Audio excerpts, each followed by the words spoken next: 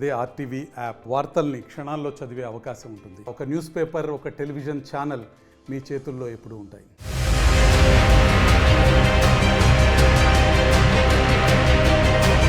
మానసిక ఒత్తిడితో తను చాలిస్తోంది యువత.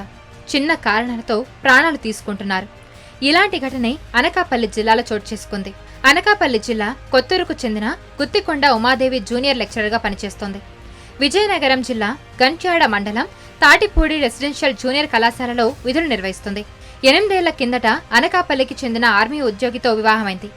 అయితే మనస్పర్ధలతో 3 ఏళ్ల క్రితం విడాకులు తీసుకుంది. అప్పటి నుంచి కుటుంబ సభ్యులతో కలిసి నివాసిస్తోంది. ఈ క్రమంలోనే ఇంట్లో బలవన్మరణానికి పాల్పడింది.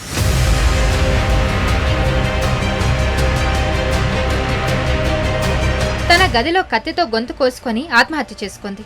తెల్లవారుజామున ఆమె గదిలో అచేతనంగా పడి ఉండటాన్ని కుటుంబ సభ్యులు గుర్తించారు.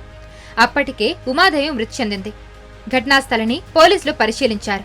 ఆత్మహత్య గల కారణాలపై ఆరా తీశారు.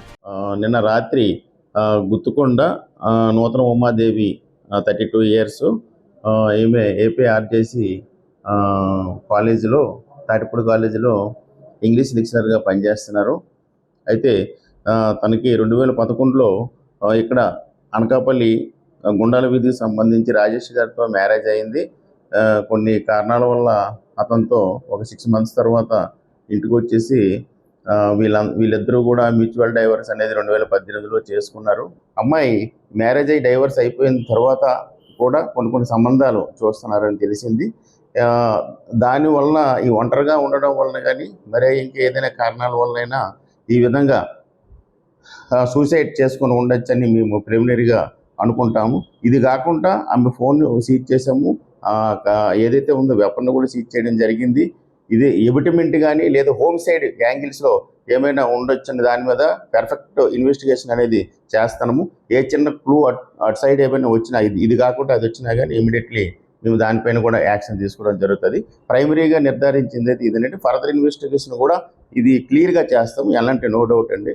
ఏమైనా ఇన్ఫర్మేషన్ ఉన్నా కానీ పబ్లిక్ కూడా మాకు ఇమ్మని చెప్తాము. Thank you. చిన్నప్పటి నుంచి ఉమాదేవి చురుగ్గా ఉండేదని కుటుంబ సభ్యులు చెప్తున్నారు. కళాశాలలోనూ ఉత్తమ లెక్చరర్గా ఎంపికయిందంటున్నారు. మానసిక ఒత్తిడితోనే ఆత్మహత్య చేసుకుందని అంటున్నారు.